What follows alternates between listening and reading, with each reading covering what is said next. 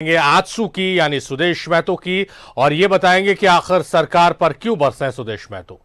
गढ़वा और बड़का गांव के दर्जनों लोगों ने आजसू का दामन थामा। आजसू कार्यालय में सुदेश महतो की मौजूदगी में दूसरे दलों के लोगों ने पार्टी की सदस्यता ली। इस मौके पर कानून व्यवस्था को लेकर सुदेश महतो ने सरकार पर हमला बोला। Sudesh Mahto law and order को लेकर वार।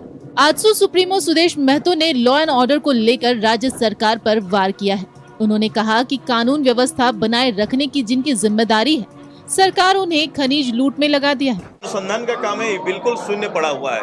माने लोगों का अनुसंधान ना होने से कई तरह के मामले लटके हुए हैं, लेकिन सरकार ने उनकी दिशा बदल दी है और कहीं ना कहीं राज्य के दोहन का जो आरोप लग रहा है उसमें कहीं ना कहीं सरकारी तंत्र का दुरुपयोग कर रहे हैं। ईडी के समन पर सीएम के पेश नहीं होने के सवाल पर सुदेश महतो ने कहा कि बड़े पदों पर बैठे लोगों को हमेशा कानून का सम्मान करना चाहिए। ये मैं पहले भी बोल चुका हूँ कि जो लोग बड़े पदों पे होते हैं, जिनकी जवाबदेही बड़ी होती है, उनको अपने ही द्वारा बनाए गए, चाहे वो भारत सरकार का प्रतिष्ठान हो या राज्य सरकार का प्रतिष्ठान हो, सम्मान करना चाहिए।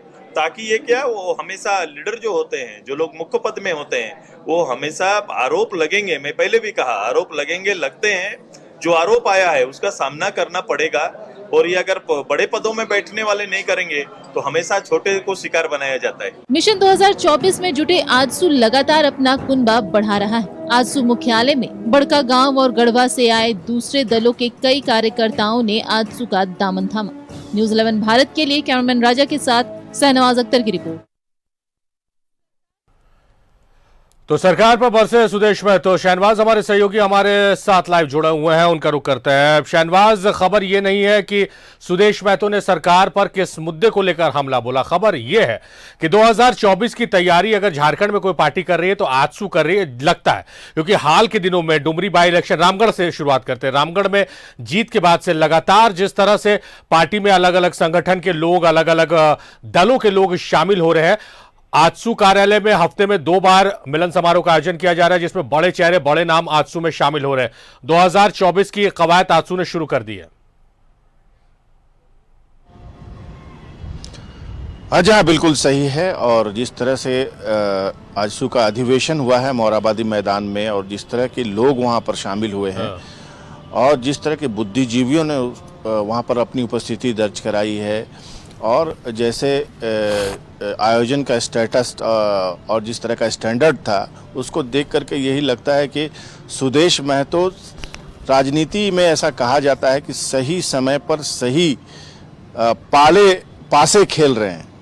शतरंज की बिसात है अगर राजनीति, तो सही समय पर सही पासे सुदेश। क्या आप अपने माता पिता बनने का इंतजार कर रहे हैं? ओएसिस फर्टिलिटी ने लगभग 90,000 जोड़ों के जीवन में खुशियां भर दी हैं। आज ही 7825893660 पर कॉल करें। ओएसिस फर्टिलिटी के कम लागत वाले IVF उपचार की सहायता से अपना सपना पूरा करें और सभी को खुशखबरी दें। महतो खेल रहे हैं और सुदेश महतो ने जब से अधिवेशन किया है तब से उनकी पार्टी में शामिल होने वालों की तादाद बढ़ गई है। बड़े बड़े चेहरे हैं। एक खास तौर पर मैं मेंशन करना चाहूँगा सुदेश महतो के 1-2 एक्शन को। देखिए, मुस्लिम वोट की राजनीति सभी करते हैं। कांग्रेस तो मूल रूप से उस पर तो आरोप ही रहता है कि वो तुष्टीकरण की राजनीति करती है।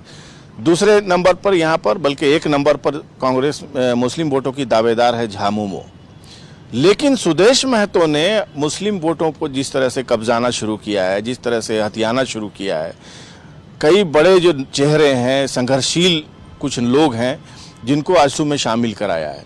जो लोग पहले JVM में थे, कुछ लोग किसी पार्टी में नहीं जाते थे कि नहीं सब गलत ही हैं, उनको भी हम देख रहे हैं कि वो अब झामुमो माफ़ कीजिएगा आजसू में शामिल हो रहे हैं।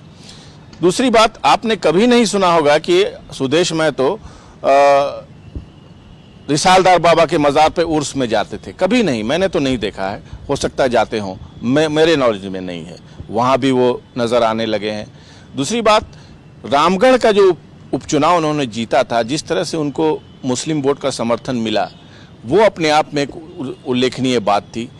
मैं मेंशन ज़रूर कर रहा हूँ, लेकिन ये मुद्दा मुस्लिम वोट का नहीं है। अभी भी दूसरे तमाम तबकों के लोग वो इसलिए भी सुदेश महतो के पास आते हैं, उनकी पार्टी में शामिल हो जाते हैं, क्योंकि वो लोगों से मिलते हैं, लोगों से कटे हुए नहीं हैं। दूसरी जो पार्टियां हैं सत्ता में, वो बिल्कुल अपने आप को लोगों से काट चुकी है। वो एक कोठरी में कुछ लोगों से घिर करके रह गए हैं। जो जनता के लोग हुआ करते थे, आज जनता से बिल्कुल भी नहीं मिलते हैं। ठीक है, बॉडीगार्ड से घिरते हुए आप चले जाते हैं, कहीं लोगों से मिल लिया, कुछ कागज ले लिया, इससे बात नहीं बनती है। तो सुदेश महतो के पास लोग बिला खौफ खतर पहुंच रहे हैं और वो भी लोगों से मिलके बहुत अच्छे से उनकी बातों को सुनते हैं। तो जाहिर है आज भी एक कार्यक्रम था और उसमें कई लोग शामिल हुए, गढ़वा से शामिल हुए।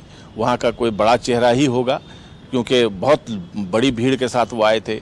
बड़का गांव से, हालांकि बड़का गांव में उनकी पार्टी से बराबर खड़े होते रहे हैं उम्मीदवार, वो भी शामिल हुए थे और कई चेहरे शामिल हुए हैं। और जाहिर है इसको लेकर के आज जो प्रेस वार्ता हुई उसमें सुदेश महतो से सवाल हुआ कि रामगढ़ में आपके कार्यकर्ताओं को धमकी दी गई है जान से मारने की। उस पर प्रतिक्रिया देते हुए उन्होंने पुलिस की एक्शन पर सवाल उठाया और कहा कि पुलिस का काम खनिज की लूट की निगरानी करना है, लूट करने वालों का साथ देना होके रह गया है। अनुसंधान के लिए पुलिस के पास समय कहाँ है।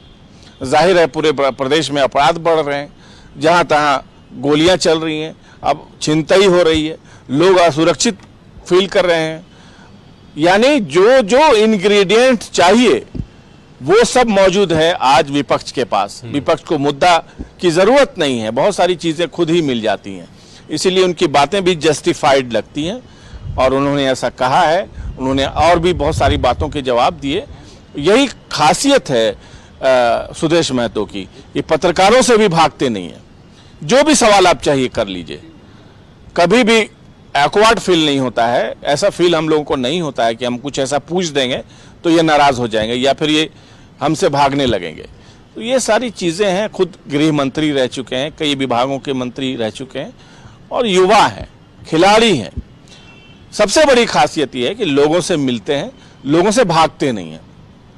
इन्होंने जो आज ये बात कही है पुलिस के संदर्भ में, ये अपने आप में एक विचारणीय विषय बन के रह गया है।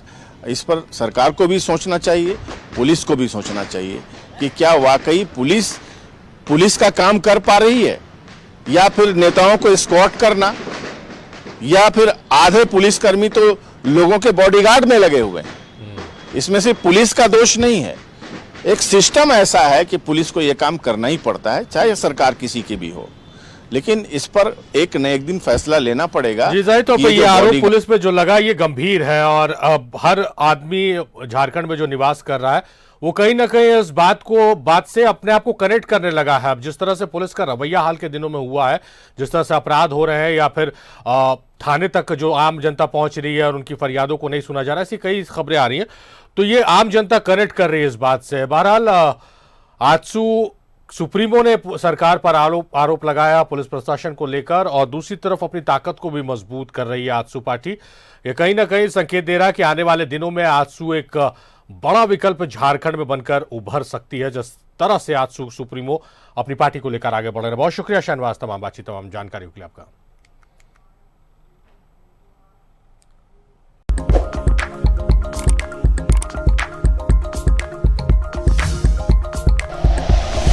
Like and share videos, subscribe करें हमारा चैनल और प्रेस करें बेल आइकॉन।